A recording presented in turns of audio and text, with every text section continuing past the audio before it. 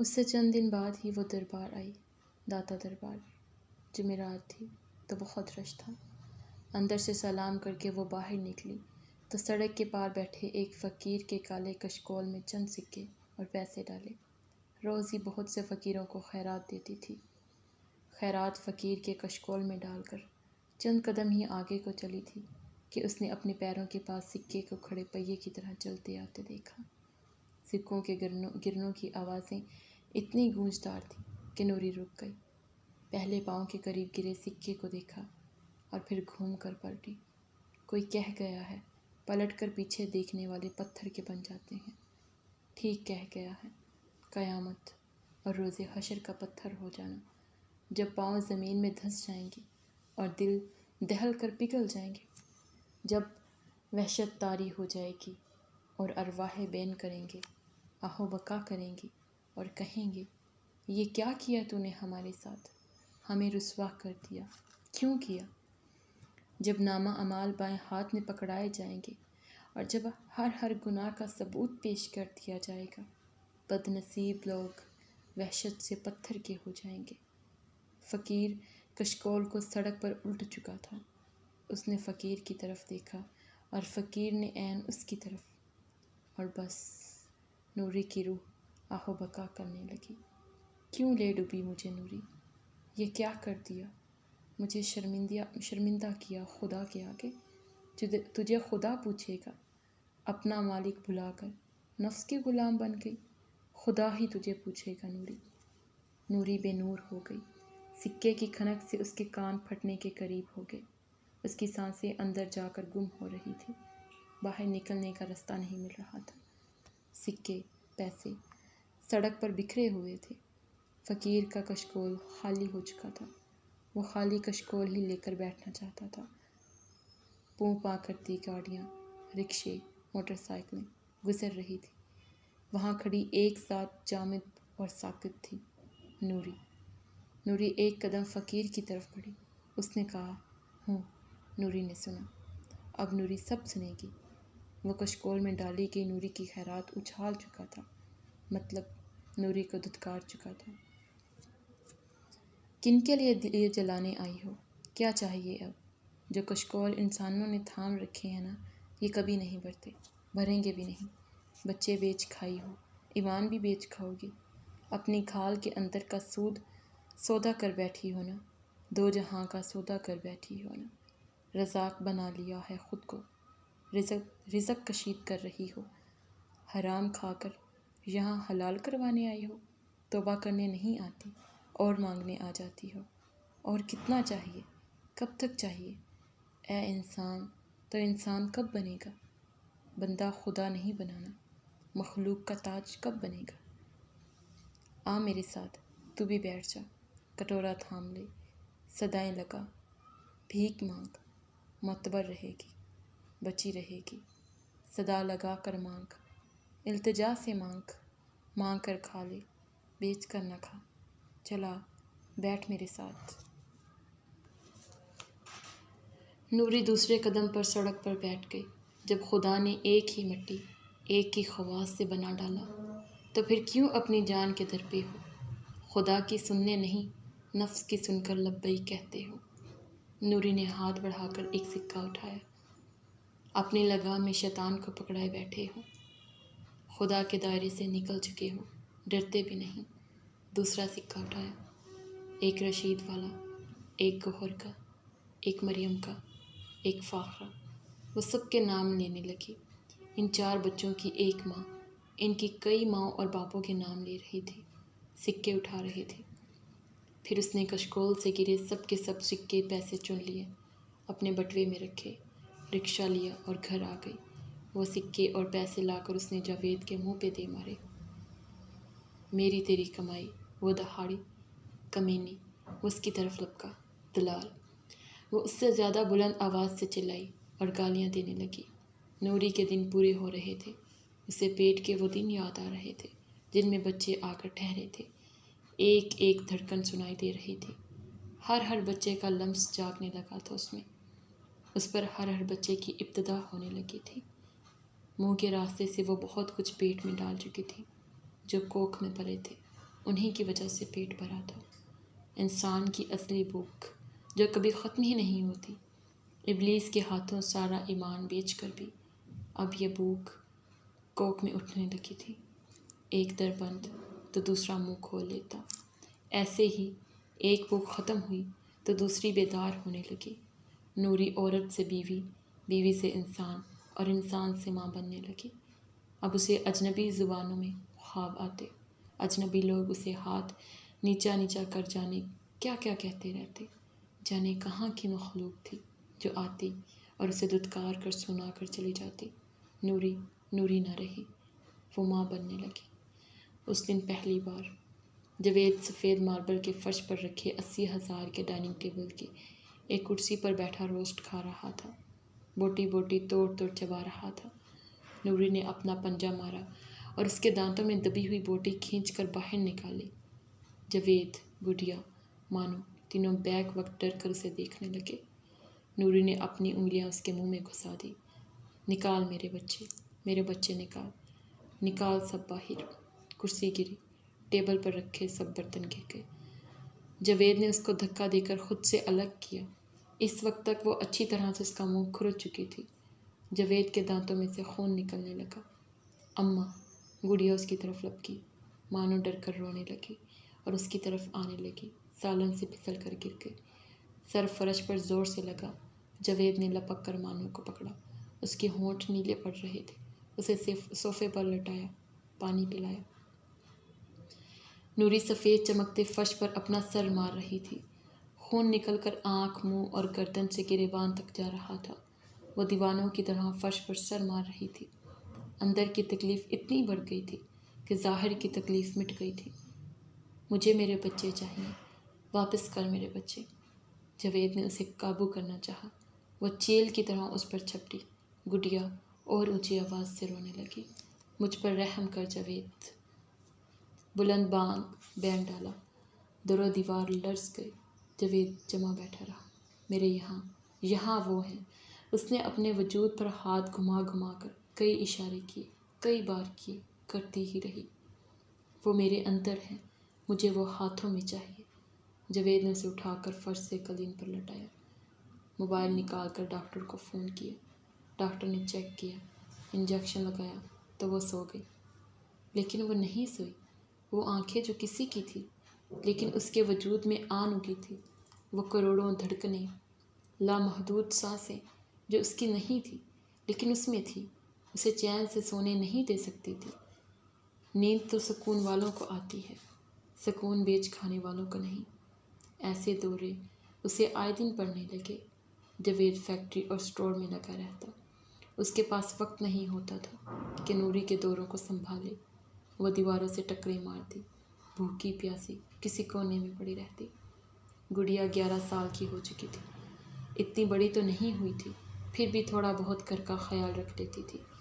گھر میں 2 کل وقتی ملازم بھی آ گئے تھے، وہ اپنی لوٹ کھوسٹ میں لگے رہتے۔ جاوید آتا، اسے دیکھتا، بولنے لگتا، میں دوسری شادی کر لوں گا نوری۔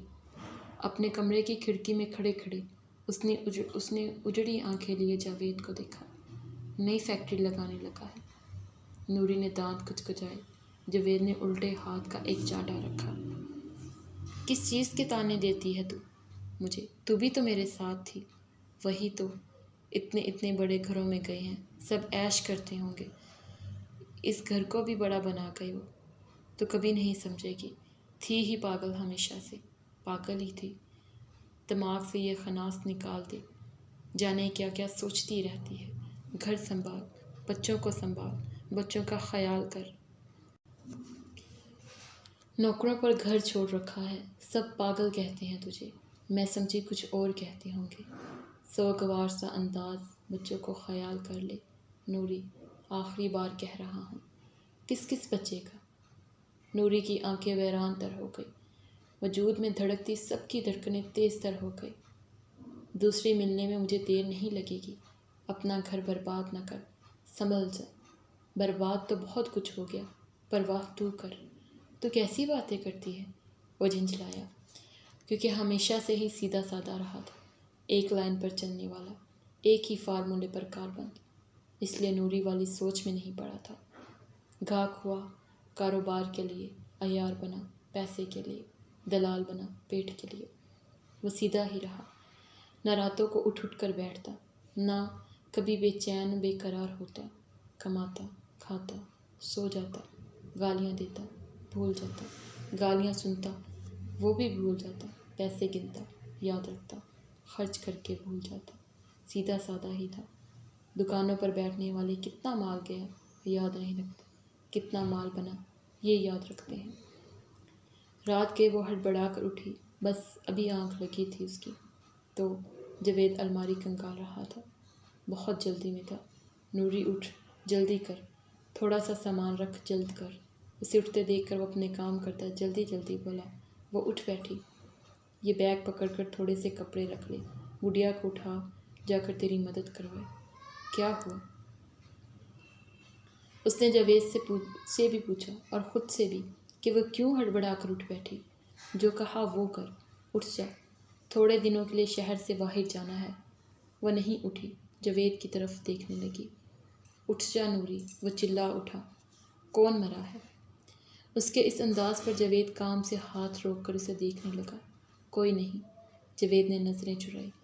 ٹپ ٹپ نوری کی آنکھوں سے آنسو گرنے لگے۔ کیا خبر؟ کیوں؟ لیکن گرنے لگے۔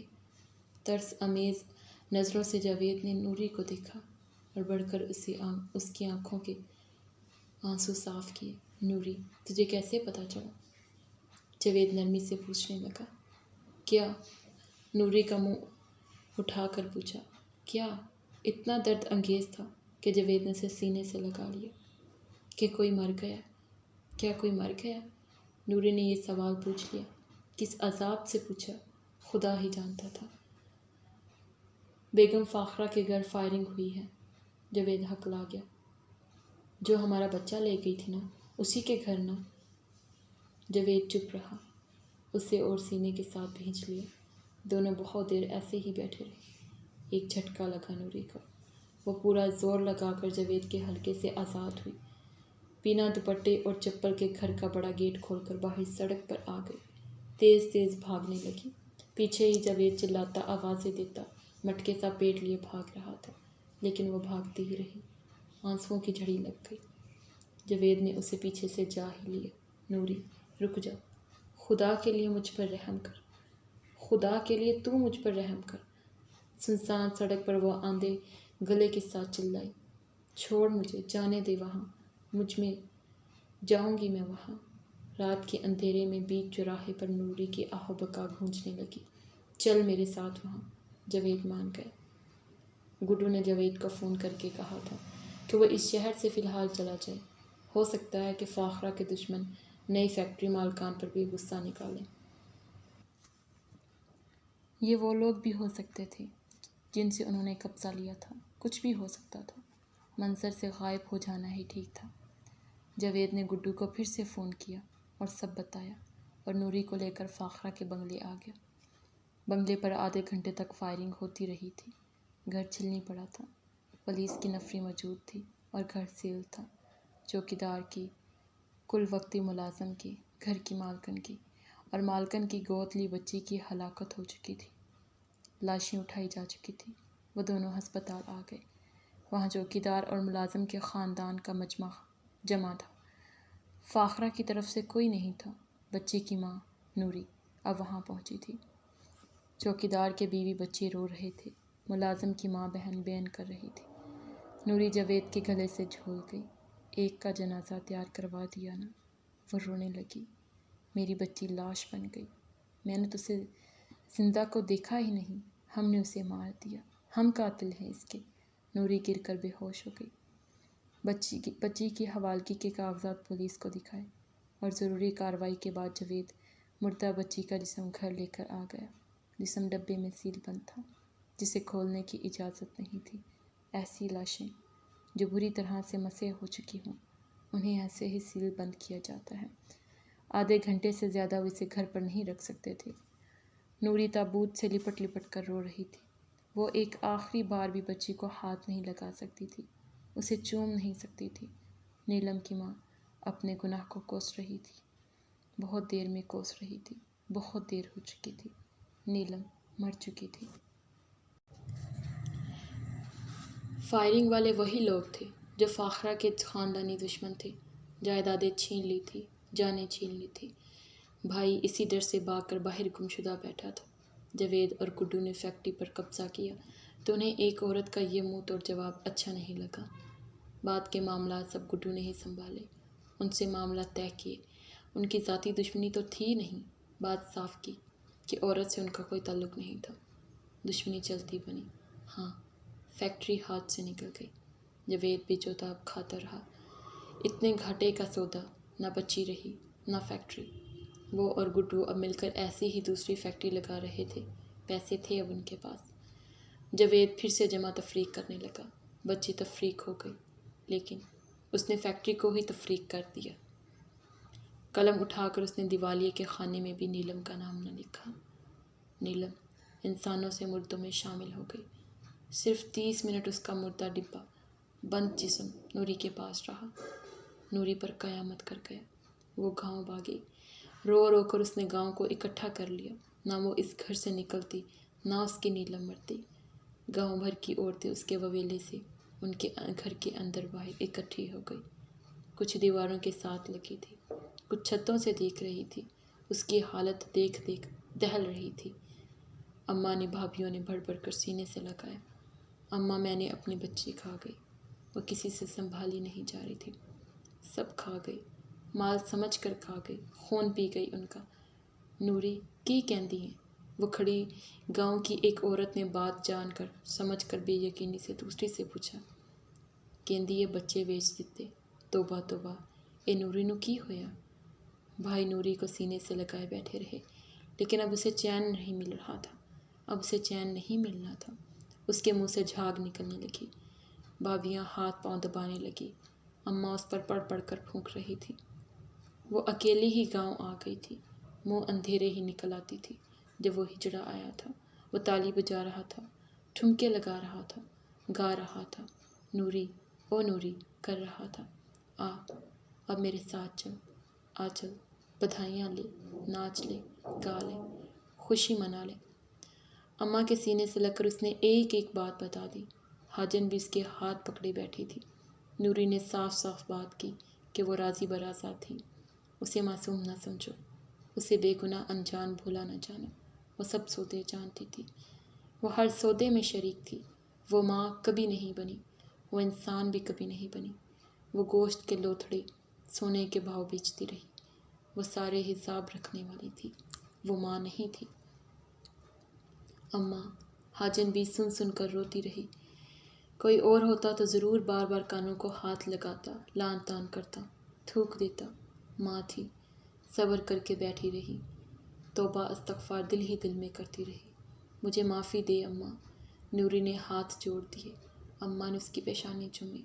معافی دلوا دے اماں مجھے۔ اس پر اماں خود ہاتھ جوڑ کر بیٹھ گئی۔ چھوٹی انگلی میں تسبیح تھی۔ وہ آسمان کی طرف بار بار نظر اٹھا کر دیکھ رہی تھی۔ دعا کر ان سب کے لیے، وہ سب خوش رہیں۔ حاجن بھی تسلی دینے لگی۔ اولاد بنا کر لے گئے ہیں، انہیں اولاد ہی بنا کر رکھیں۔ چند دن گاؤں میں رہ کر نوری واپس آ گئی۔ گڑیا اور مانو پر توجہ دینے لگی۔ اماں حاجن بی نے کہا، اپنی بچیوں کا خیال کر، ان کی اچھی تربیت کر۔ وہ بات کو سمجھ گئی۔ اس کی ذات میں جو بدلاؤ آیا وہ کرب اور تکلیف ہی لایا۔ بس سکون تو اسے مر کر ہی ملے گا اب۔ نیم مردہ حالت میں سارا کو ہسپتال لایا گیا اور گوہر کو زبردستی اس کا بھائی گھر لے گیا تھا تاکہ وہ سارا کو نہ دیکھ سکے۔ گوہر سڑیائی دورے پڑنے لگے۔ اس کی لاڈلی کے ساتھ یہ سب کچھ ہو گیا تھا۔ ثاقب نکل چکا تھا۔ اس میں کوئی شک نہیں رہ گیا تھا کہ یہ سب اسی شیطان کا کیا تھا۔ وہی شیطان جس سے ڈیڈی اسے بار بار خبردار کرتے تھے۔ بچے والدین کے ہر تجربے کو جھٹلا کر اپنا تجربہ خود کرنا چاہتے ہیں۔ گوہر جیسی ضدی لڑکی نے اپنے خاندان کی نا کے باوجود ثاقب سے شادی کی۔ اتنے سال اس کے ساتھ رہتے ہوئے بھی اسے پہچان نہ سکی۔ ٹھیک کہا تھا اس کی ایک کولیگ نے کہ خوبصورتی کہ تمہارے اس پتلے کو وہ ساتھ رکھنے کے لیے لایا ہے۔ بیوی اور ماں وہ پہلی والی کو بنا چکا ہے، تم بس ماڈل بنی اس کے پہلو سے لگی رہو۔ وہ فوراً پاکستان آ کر اسے پکڑوانا چاہتی تھی۔ اس نے ایسا کیوں کیا؟ سوچا بھی کیسے؟ نام کی ہی صحیح، بیٹی تو تھی اس کی۔ واقعی گوہر بہت بولی تھی۔ ماما نے تعصب سے گوہر کو دیکھا۔ یہاں سگے باپ پیچھے نہیں، اور تمہیں یہ دکھایا جا رہا ہے کہ ثاقب سارا کا باپ تھا؟ باپ بن جانے اور باپ ہونے میں بہت فرق ہوتا ہے۔ یہ فرق ہمیشہ رہتا ہے۔ یہ فرق انسان مٹاتے ہیں، شیطان نہیں۔ ثاقب 2 بیٹوں کا باپ تھا، بیٹی کا نہیں۔ خود سے 12 سال چھوٹی لڑکی کا شوہر بھی، نہ جانے اپنے غیر ملکی دوروں پر کیا کیا کرتا ہوگا۔ گوہر نے زندگی میں ایک بار بھی یہ نہیں سوچا کہ اس کی فیملی آخر کیوں ثاقب کو پسند نہیں کرتی۔ اس کا اپنا یہ خیال تھا کہ وجہ صرف اس کا شادی شدہ ہونا ہے، لیکن وجہ صرف یہ نہیں تھی۔ جب ڈیڈی اس سے ملے تو انہوں نے صاف انکار کر دیا کہ وہ اسے شادی کرنے کا سوچے بھی نہ۔ گوہر نے بحث کی تکرار کی، ٹھوس وجہ مانگی۔ اگر وہ برا نہیں ہے تو اچھا بھی یقیناً نہیں ہے۔ ثبوت تو نہیں ہے میرے پاس۔ ہاں، چھٹی حص ضرور ہے۔ یہ آخری بات تھی جو گوہر کو سمجھانے کے لیے انہوں نے کی۔ چھٹی حص کس زمرے میں آتی ہے؟ محبت کے زمرے میں تو بالکل بھی نہیں۔ گوہر پہلے اس کی محبت میں پاگل ہو رہی تھی، اب اس کی نفرت میں ہو رہی تھی۔ اتنے سال اس کے ساتھ رہتے اسے جان نہ سکی۔ عشرے گزار کر انسان خود کو نہیں جان پاتا، دوسروں کو کیا جانے گا؟ سب نے گوہر کو سمجھایا کہ اب صرف سارا کو ہی اس کی ضرورت ہے۔ پاکستان جیسے ملک میں جہاں ہزاروں واقعات ہوتے ہیں اور کوئی سنوائی نہیں، وہاں وہ ثاقب کو سزا کیسے دلوائے گی؟ وقت ہی ضائع ہوگا، اور یہ وقت اب صرف سارا کا ہے۔ گوہر سارا کو دیکھ دیکھ کر روتی رہتی۔ وہ زندہ ضرور بچ گئی تھی، لیکن اب وہ صرف سارا نہیں رہی تھی، جس کی چیخوں سے سناٹا گونج اٹھا تھا۔ اب اس کی مسکراہٹوں سے زندگی کیسے مہکے گی؟ گوہر نے اتنا ضرور کیا کہ آخری بار ڈیڈی کے ساتھ وہ پاکستان گئی۔ اس کی بیوی دونوں بیٹوں کے سامنے ثاقب کا پول کھولا۔ ثاقب نے صاف انکار کر دیا، الٹا دھمکیاں دیتا رہا۔ وہ ثبوت مانگ رہا تھا۔ ثبوت صرف سارا کا بیان تھا۔ ثاقب نے گوہر کو طلاق دے دی۔ وہ اسے بیوی بنا کر رکھنا نہیں چاہتا تھا، جو اپنے شریف شوہر پر کیچڑ اچھال رہی تھی۔ گوہر ثاقب کی دی ہوئی پراپرٹی اس کے منہ پر مارے۔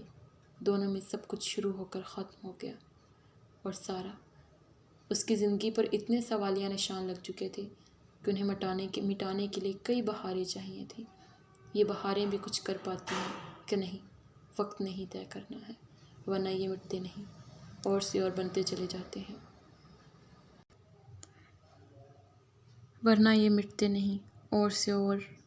جاتے ہیں۔ امین بڑا ہونے لگا تو رشید بیمار رہنے لگا۔ مسافروں کے اڈوں پر چائے کے ایک ہوٹل میں کام کرتا تھا۔ قریب ہی گھر لے لیا تھا۔ مدرسے سے امین کو لانے کے بعد وہیں اڈے پر لے آتا۔ امین ایک طرف بیٹھا پڑھتا رہتا۔ رشید سے اب کام بھی نہ ہوتا۔ پیٹ میں ایک طرف بہت درد اٹھنے لگا تھا۔ اس درد کو لیے وہ کام کیے جاتا، کسی قریبی کلینک جاتا، انجیکشن لگوا آتا، دوا کھا لیتا، درد پھر بھی نہ جاتا۔ ڈاکٹر نے کہا چیک اپ ہوگا۔ اتنے جتن رشید سے نہیں ہوتے تھے۔ انتظار کرنے لگا، درد خود ہی جاتا رہے، وہ بڑھنے لگا۔ پھر اتنا بیمار رہنے لگا کہ کام سے بھی گیا، ہلا ہی نہ جاتا، تو جتن کرتا، درد نہ جاتا۔ بہت دیر اسی حالت میں رہا۔ جلد کا رنگ سیاہ پڑنے لگا تو اسے تشویش ہوئی، درد ناقابل برداشت ہو گیا۔ اسے اپنی جان کی تو اسے رتی بھر پرواہ نہیں تھی۔ فکر اب امین کی تھی۔ وہ 9 سال کا ہونے والا تھا۔ اتنا بڑا تو نہیں تھا کہ خود کو بھی سنبھال سکتا، اور رشید کو بھی، اور اگر رشید کو کچھ ہو جاتا تو اکیلا رہ بھی لیتا۔ گھنٹی بجی۔ رشید کے اندر اسے وہم ہوا کہ یہ موت کی گھنٹی ہے۔ وہ کیسے موت کو بھلائے بیٹھا تھا؟ بلائے تو سبھی بیٹھے تھے، پر وہ اکیلی جان امین کے لیے اسے اپنی موت کی فکر رکھنی چاہیے تھی۔ رشید بے کل ہو گیا، شہر گیا، سرکاری ہسپتال سے ٹیسٹ کروائے۔ چاند، جو دیسی شرابیں، چرس، گانجا پیتا تھا، ان سب کی رپورٹس آ گئی تھی۔ اس کے گردے تقریباً ناکارہ ہو چکے تھے۔ اسے جلد سے جلد علاج کروانا ہوگا۔ زندگی سکڑ سمٹ کر رشید کے ہاتھ میں آ گئی۔ رشید نے زندگی کی آخری لکیر دیکھ لی۔ ڈاکٹر نے اسے صاف صاف بہت کچھ بتا دیا تھا۔ کسی ایک وقت کا عمل کسی دوسرے وقت میں رد عمل دکھاتا ہے۔ تو بال نوچ لینے کو جی چاہتا ہے، جس وقت چاند مر جانے کے لیے تیار تھا۔ تب جسم ہٹا کٹا رہا، اب اسے امین کے ساتھ رہنا تھا۔ تو قبر کی مٹی یاد کرنے لگی تھی، قبر نے منہ ہی کھول لیا تھا۔ اس سے ایک بڑی غلطی ہو گئی تھی۔ وہ یہ تو سوچے بیٹھا تھا کہ امین کو کسی وقت میں اس کے ماں باپ سے ملوائے گا، لیکن ان کا اتا پتہ نہیں رکھا تھا۔ جس وقت امین اس کی گود میں آیا، وہ سب کچھ فراموش کر بیٹھا۔ اسے جلد سے جلد شہر چھوڑنے کی سوچی۔ جاوید اور اس کے درمیان یہی طے ہوا تھا۔ پھر وہ وہاں سے اس محلے میں لوگ ان دونوں کو جانتے تھے، وہ وہاں رہ نہیں سکتا تھا۔ امین کو لے کر وہ سب کچھ بھلا دینا چاہتا تھا، لیکن سب بھلا کر اس نے ٹھیک نہیں کیا۔ امین اس کے ساتھ تھا، لیکن وہ کب تک امین کے ساتھ تھا؟ وہ سوچ کر کانپ گیا تھا۔ اب وہ ایک ہی بات سوچ رہا تھا کہ امین کا کیا ہوگا، امین کہاں جائے گا؟ زندگی کی منصوبہ بندی اس نے کی، موت کی کیوں نہیں کی؟ اس جیسے شخص کو ہی تو موت یاد رکھنی چاہیے تھی۔ اب اسے ہر شے کا اختتام نظر آ رہا تھا، سب کچھ جاتا دکھائی دے رہا تھا، آتا کچھ بھی نظر نہیں آ رہا تھا۔ امین کی پیاری صورت دیکھتا تو افسوس کرتا، کیا ضرورت تھی اسے لینے کی؟ اس نے بھی اپنے باپ والی ہی حرکت کی نا، اپنا کر چھوڑ دینے والی۔ امین کی محبت میں پچھتا رہا تھا، اب کسے امین کا خیال رکھنے کے لیے کہتا؟ چند ہفتے پہلے ہی وہ اس شہر اور علاقے سے ہو آیا تھا جہاں سے جاوید کے ہاتھوں امین کو لیا تھا۔ وہاں ان کا کوئی نشان نہیں تھا، لوگ اتنا جانتے تھے کہ یہاں وہ سبزی والا رہتا تھا۔ اب وہ کہاں ہے انہیں معلوم نہیں۔ جاوید اب کہاں ملے گا؟ رشید کس کے پاس جاتا کہ اس کی مدد کی جائے؟ وہ ایک مسئلے میں نہیں، روگ میں مبتلا ہو چکا تھا، امین کے پیار میں پاگل ہو رہا تھا، اس کی جان ہلکان ہو رہی تھی، کوئی امید کی کرن نظر نہیں آ رہی تھی، اندھیرا ہی گہرا ہوتا دکھائی دے رہا تھا۔ اسے سرحدی قصبہ چھوڑ کر پنجاب آنا پڑا، جہاں سے وہ گیا تھا، جہاں سے وہ بھاگا تھا، بہت سکون میں تھا۔ سرحد میں اب پھر اسی گند کے قریب آ گیا تھا۔ لاہور کی ایک غریب آبادی میں اس نے کرائے کا ایک گھر لیا، یہاں سے وہ سرکاری ہسپتال سے مفت علاج کروا سکتا تھا، آنا جانا بھی آسان تھا۔ اس کے لیے اب اتنا چاہتا تھا کہ اچھی طرح علاج کروائے اور موت سے زندگی کے صرف چند اور سال گھسیٹ لے، اتنے ہی کہ امین تھوڑا سا سمجھدار ہو جائے، اکیلے رہ سکے۔ امین سرحد کے چھوٹے سے قصبے کا سادہ سے لوگوں میں رہنے والا بھولا بالا سا بچہ تھا، میٹھی میٹھی باتیں کرتا، ہوٹل پر سب کا لاڈلا تھا، اجنبی لوگوں کو دیکھ کر ڈر جاتا، رشید کے ساتھ ٹک جاتا تھا، رشید کے کانوں میں آ آ کر سرگوشیاں کرتا۔ وہ اتنا پیارا صابر بچہ تھا کہ چند دنوں کا ہی تھا، تب بھی گلا پھاڑ کر نہیں روتا تھا۔ اس نے رشید کو اتنی آسانیاں دی کہ رشید نے آسانی سے اسے بڑا کر لیا۔ وہ رشید کی لوری اللہ اللہ اللہ پر آنکھیں موند لیتا اور آنکھ کھلنے پر چپ پڑا رہتا۔ وہ رشید کے لیے ایک تحفہ تھا، جو گلابی میاں یا اس کی اپنی کسی دعا کا ثمر تھا۔ رشید کا دل نہیں مان رہا تھا کہ وہ اسے حالات سے آگاہ کرے، اس کا سکون چھین لے۔ رشید کو اب علاج بھی کروانا تھا، جاوید کو بھی ڈھونڈنا تھا اور امین کا خیال بھی رکھنا تھا۔ اس نے امین کو ایک مدرسے نما اسکول میں داخل کروا دیا، جہاں وہ شام تک رہ سکتا تھا۔ گھر بیٹھے اس نے بہت حساب کتاب لگائی کہ کیسے جاوید کو ڈھونڈا جائے۔ وہ ہر طرف سے حساب لگا کر ناکام ہو رہا تھا۔ وہ کسی قریبی شہر میں بھی جائے تو اسے ایک دن اور رات چاہیے، اور پیچھے امین کا کیا ہوگا؟ وہ اکیلا گھر میں رہے گا، اسے عادت ہی نہیں ایسے اس کے بغیر رہنے کی۔ بہت سوچ بچار کے بعد رشید منہ چھپا کر رات گئی، اپنے پرانے ٹھکانے پر گیا، اسی بازار جہاں کی وہ دھول تھا۔ وہاں اس کا ایک دوست تھا، جوبلی، کل پرزہ تھا، ہر مسئلے میں فٹ ہو جاتا تھا۔ او حاجی سرکار آئے، جوبلی نے چھوڑتے ہی اس کی داڑھی پر طنز کیا۔ رشید جانتا تھا وہ ایسا ہی کچھ کہے گا۔ جوبلی اس سے بہت دیر بغلگیر رہا، کئی طرح کے نشوں کی بدبو آ رہی تھی اس میں سے۔ رشید ضبط کیے رہا، ناک کیسے سکیڑ لیتا، اپنے کام سے آیا تھا۔ اس کے 4-5 اور طنز سن کر رشید نے اسے اپنا مسئلہ بتایا۔ وہ سنتا رہا۔ رشید کا دل امین کی طرح سے الگ پریشان تھا، اسے سلا کر آیا تھا، اکیلا کبھی وہ سویا نہیں تھا۔ اس کے سینے پر سر رکھ کر سوتا تھا۔ دن کے وقت وہ یہاں آنا نہیں چاہتا تھا، دوسرے لوگ پہچان لیتے ہیں، اور دن میں جوبلی شاز ہی کسی کو ملتا تھا، اور اس کا دیدار رات ہی کو ہو سکتا تھا۔ رشید جوبلی کے ساتھ اس کے اڈے پر ایک ہی چارپائی پر بیٹھا سوچ رہا تھا کہ وہ کس سودے کے لیے اس خراٹ دلال کے پاس آیا ہے، وہ بھی رات کو۔ راتیں گناہ دن بلے۔ جوبلی اپنی ہانک رہا تھا، رشید اپنی سوچ رہا تھا۔ ساتھ پیتے پیتے جوبلی منحوس نشے میں آتا جا رہا تھا، رشید اس کی بکواس پر سر ہلا رہا تھا۔ ابھی تک جوبلی نے ہاں نہیں کی تھی کہ چاند بابو مسئلہ ہی کوئی نہیں، جوبلی اگر صرف اتنا کہہ دے گا تو بس پھر کام بن گیا۔ اس کا سر ہلا دینا ہی کافی ہوتا تھا، یہ جوبلی کا سر ہلا دینا ہوتا تھا، کسی عام آدمی کا نہیں۔ نام نہ جانے کیا تھا، جوبلی سینما کے نام سے بازار میں جوبلی جوبلی بلایا جانے لگا۔ ہر جگہ ہر پنگے میں ہوتا تھا، ہر شخص کو جانتا تھا، ہر ایک سے دوستی تھی اور انہی سے دشمنی تھی۔ اچھا تو جانے کن کن کے ساتھ تھا، لیکن برا بہت سو کے لیے تھا۔ بات بعد میں کرتا، گالی پہلے دیتا۔ بہت سی گالیوں کا موجد تھا، ہر گالی میں استاد تھا۔ ایک پیک جیب میں رکھتا، گھونٹ گھونٹ پیتا رہتا۔ رشید سے چند سال ہی چھوٹا تھا، بھینسے کی طرح پھٹا ہوا تھا۔ ہیما وقت سرگنجا رکھتا، چلتے ہوئے آس پاس والوں کو دھکے دیتا، ٹھڈے مارتا، آگے پیچھے ہنٹر مارتا رہتا۔ کوٹھے پر کوئی نوٹنکی کرتی، جوبلی کا نام ہی کافی تھا، گردن سے پکڑ کر چوبارے سے لٹکا دیا کرتا۔ سارا بازار نوٹنکی والی کا تماشا دیکھتا رہ جاتا، یہ گردن چھوڑ ٹپکانے کو تیار رہتا۔ ہر احساس سے عاری، ہر برائی کے جڑ، جوبلی۔ رشید مر کر بھی جوبلی کے پاس نہ آتا، پر وہ جانتا تھا کہ اب صرف یہ جوبلی ہی ہے جو یہ کام کر سکتا ہے۔ ہر طرف اس کے رابطے تھے، نہیں بھی تھے تو وہ بنا لیتا تھا۔ رشید ملنگ بنا جو جوبلی کے ساتھ بیٹھا تھا۔ جوبلی کو دیکھ دیکھ کر بڑی طمانینت ہوئی، اندر ہی اندر اکڑ رہا تھا۔ رشید کے نام کا ڈنکا بجا کرتا تھا، اور وہ اس ڈنکے سے ہی وہ حاسد تھا، جلتا تھا۔ کبھی دونوں ساتھ کے تھے، اب کیسے رشید مسکین بنا اس کی منت کر رہا تھا۔ جوبلی نے گلاس بھر کر رشید کے آگے کیا، رشید نے جزبز ہو کر اسے دیکھا۔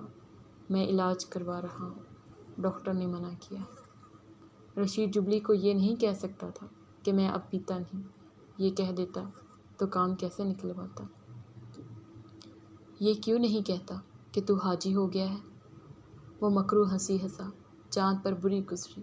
یہ بازار اس کی بنیاد نہ ہوتا، امین اس کے ساتھ نہ ہوتا تو وہ سینہ ٹھونک کر کہتا ہاں ہو گیا ہوں، پر امین کے لیے نہ کہہ سکا۔ جوبلی سے کام جو تھا، میرا کام ہو جاوے گا جوبلی۔ رشید نے براہ راست پوچھ ہی لیا۔ چاند کا سر ایسے ہلتا رہا جیسے مجرا دیکھتے ہلتا تھا، نہ ہاں نہ۔ رشید کا دھیان امین میں لگا ہوا تھا۔ 1,00,000 دے گا؟ رشید نے ناچار کہہ دیا، پیسے کا ہی شدائی تھا۔ جوبلی کی نشیلی آنکھیں پوری کھل گئی۔ کون نہیں جانتا تھا کہ رشید کتنے پیسے والا ہے۔ ایک ہی گال کی تھی، میں حاضر ہوں۔ جوبلی کی زبان بھی ہلی اور سر بھی۔ رشید مطمئن ہو کر گھر آ گیا۔ امین آنکھیں کھولے لیٹا تھا، رشید کی ہر بات مانتا تھا، اس لیے لیٹا رہا، لیکن سو نہ سکا۔ میرا لال سویا نہیں؟ رشید نے اسے باہوں میں بھر لیا۔ بابا جی، مجھے بھوک لگی تھی۔ امین کی ایک عادت تھی، اسے زیادہ بھوک نہیں لگتی تھی، لیکن سوتے ہوئے وہ 2-3 بار اٹھ کر چند نوالے ضرور مانگتا تھا۔ رشید بہت شوق سے بار بار اٹھ کر کھانا گرم کرتا اور اپنے ہاتھ سے اسے نوالے کھلا کر سلا دیتا۔ بھوک کا سنتے ہی رشید نے فوراً کھانا گرم کیا اور اسے کھلانے لگا۔ بہت خوبصورت تعلق تھا دونوں کا، ایسے ہی تعلق کے لیے انسان ترستے ہیں۔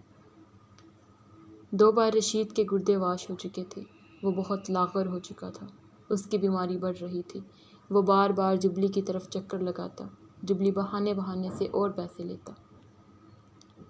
پھر جوبلی رشید کے گھر چکر لگانے لگا۔ اپنی عادت کا حامل امین جوبلی کے حبسے کو دیکھ کر ڈر گیا اور رشید کے پیچھے چھپ گیا۔ اس بدماش نے جانتے بوجھتے ہاتھ بڑھا کر امین کو اپنے سامنے کیا۔ پتر جی، مکھڑا وکھایا جے ذرا۔ رشید ضبط کیے بیٹھا رہا، اب وہ جوبلی کو کیسے کہتا کہ بچے کا ہاتھ چھوڑ دے، وہ ڈر رہا ہے۔ اتنی سی بات پر جبلی مرنے مرانے پر تل آتا۔ امین باقاعدہ رونے لگا۔ بڑا ڈرپوک ہے کاکا، جبلی ہنسنے لگا۔ رشید ٹھنڈی سانس لے کر رہ گیا۔ یہ وقت بھی آنا تھا۔ جبلی جیسے لوگ امین پر تبصرہ کر رہے تھے، اسے رلا رہے تھے۔ جبلی رشید کے گھر آتا، ادھر ادھر کی سنا کر چلا جاتا۔ اس سے ملا، اس سے ملا، یہ کیا، وہ کیا، اس کو کہا، اس کو کہا۔ قیامت کا وقت جا رہا تھا۔ رشید تکلیف سے بے حال رہتا تھا۔ 6 مہینے پہلے گردے واش ہوئے تھے، اب 3 ماہ بعد ہونے تھے۔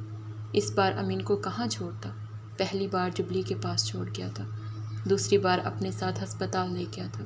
گم ہوتے ہوئے بچا تھا امین وہاں۔ اب بھی اس کی جان نکل رہی تھی، یہ سوچ کر کہ امین پھر سے اس بازار کے کسی ٹھکانے پر رہے گا۔ امین، قرآن پاک کا مقدس غلاف، اسے کیسے پھر سے وہاں چھوڑ دے؟ رشید نے ناچار پھر سے صرف ایک ہی بار امین کو سمجھا دیا، بیٹا، جبلی انکل کے ساتھ چلے جاؤ، میرا ہسپتال جانا ضروری ہے، یہاں بہت درد ہوتا ہے۔ سر ہلا کر امین نے سر جھکا لیا۔ ٹپ ٹپ آنسو گرنے لگے۔ رشید کا دل کٹ گیا، ہائے ہائے کرنے لگا۔ میرے بچے، مجھے معاف کر دے۔ رشید نے ہاتھ جوڑ دیے۔ یہ کیا کر دیا میں نے تیرے ساتھ؟ تجھ سے پھول کو کہاں چھپاؤں؟ جبلی کے پاس رہ کر امین کچھ کھاتا پیتا نہیں تھا، گم سم ایک طرف بیٹھا رہتا۔ رشید کے بغیر وہ رہتا نہیں تھا۔ جبلی جیسے بندے کے ساتھ اسے رہنا پڑ رہا تھا۔ جبلی کے اڈے پر بابا جی نہیں تھے جو اسے اپنے سینے پر سلاتے اور نوالے توڑ توڑ ہاتھ سے کھلاتے۔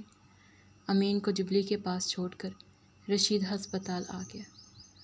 گھنٹے بعد ہی بھاگ آیا، بنا واش کروائے، امین کو ساتھ لیا اور گھر آ گیا۔ جبلی کی منت کی کہ جلد سے جلد اس کا کام کر دے، اب علاج نہیں کروائے گا۔ وہ تو مطلب جلد ہی بستر پر پڑنے والا تھا۔ پھر قبر میں وہ چاہتا تھا کہ رات سے دن نہ ہو اور جاوید مل جائے۔ اس نے اخبارات میں اشتہار بھی دیے، لیکن نتیجہ صفر ہی رہا۔ وہ جاوید اور نوری کو ڈھونڈ رہا تھا، وہ دونوں اپنا بچہ نہیں ڈھونڈ رہے تھے۔ رشید بدترین وقت سے گزر رہا تھا۔ اس کے گردوں میں ناقابل برداشت درد اٹھتا۔ ڈاکٹر کے پاس انجیکشن لگوانے جاتا، درد رافع کرنے کی دوا مانگتا، وہ ڈانٹ کر بھگا دیتے۔ زندگی کے گنے چنے دنوں کی گنتی اور کم ہو گئی۔ کیسی قسمت تھی رشید کی، پہلے وہ باپ سے الگ ہوا اور اب اسے اپنے بیٹے سے الگ ہونا تھا۔ سکندر وہ انسان ہوتا ہے جو زندگی کی ہر خوشی پر مکمل فاتح پاتا ہے۔ وہ سکندر نہیں تھا۔ چند مہینے ایسے ہی گزر گئے۔ وہ درد کو لیے چلتا پھرتا رہا، تکلیف سے بلبلاتا، تڑپتا، گردے پھٹنے کے قریب لگنے لگتے۔ وہ ایک دن خون کا اخراج شروع ہو گیا۔ یہ آخری سنگین علامت تھی، اب سمجھ لینے میں دیر کیسی۔ اب وہ لبیک کہے نہ کہے، موت لبیک کہلوا کر ہی جائے گی۔ راتوں کو اٹھ اٹھ کر رشید کو چومنے لگا، اس سے بار بار معافی مانگتا۔ میری خواہش تجھے لے ڈوبی، سینے سے لگائے روتا رہتا۔ اگلے دن نئے لوگوں سے ملتا، جبلی کا سر کھاتا۔ حوصلہ، حوصلہ، مل جاوے گا، جبلی تسلی دیتا۔ جاوید ملتا تب نہ جب جبلی ڈھونڈتا۔ اصل جونک تو جبلی تھا، پیسہ چوس رہا تھا رشید کا۔ رشید اپنے حال سے اتنا بے حال نہ ہوتا تو جبلی کو جان ہی جاتا۔ اب حالات اتنے ہی خراب ہو چکے تھے تو رشید نے کچھ اور ہی سوچنا شروع کر دیا تھا۔ جاوید تو مل کر ہی نہیں دے رہا تھا، نہ ہی ملتا نظر آ رہا تھا۔ اس نے سوچا کہ وہ امین کو کسی اچھے ادارے میں داخل کروا دیتا ہے۔ 2-3 سال کی بات تھی، پھر وہ کافی بڑا ہو جائے گا، خود کو سنبھال لے گا۔ پیسے رشید کے پاس تھوڑے بچ گئے تھے، اس کا کام بن سکتا تھا۔ جیسے تیسے وہ 14-15 سال کا بھی ہو جاتا تو کافی تھا۔ رشید اب ایسے کسی ادارے کی تلاش میں تھا جہاں امین چند سال اچھے ماحول میں گزار سکے۔ رشید امین کو اچھی طرح سے سمجھانے والا تھا کہ اسے آئندہ زندگی میں کیا کیا کرنا ہے، کیسے رہنا ہے، اپنے ماں باپ کو ڈھونڈنا ہے، ورنہ پڑھ لکھ کر اچھی زندگی گزارنی ہے۔ زندگی برے موڑ پر آئی ہے تو اچھے موڑ پر بھی آ ہی جائے گی۔ رشید نے اگر کچھ بگاڑ دیا تھا تو سنور بھی سکتا تھا۔ رشید کو کچھ سکون ملا، امین کا ذہن ساتھ ساتھ بنا رہا تھا۔ بہت سے ادارے تھے جو اس کی نظر میں تھے، جہاں وہ پرورش حاصل کر سکتا تھا، پڑھ سکتا تھا اور محفوظ بھی رہ سکتا تھا۔ وہ باری باری ان اداروں میں جا رہا تھا، ماحول دیکھ رہا تھا، انتظامات کی پڑتال کر رہا تھا۔ ایک تو اسلامی ادارہ تھا جو بچے کو بالغ ہونے تک پاس رکھتے تھے، حافظ بناتے تھے، میٹرک تک تعلیم دلواتے تھے۔ اخراجات بھی زیادہ نہیں تھے اس ادارے کے۔ رشید نے سوچا باقی پیسے وہ امین کے نام ڈپازٹ کروا سکتا ہے، وقت آنے پر وہ نکلوا لے گا۔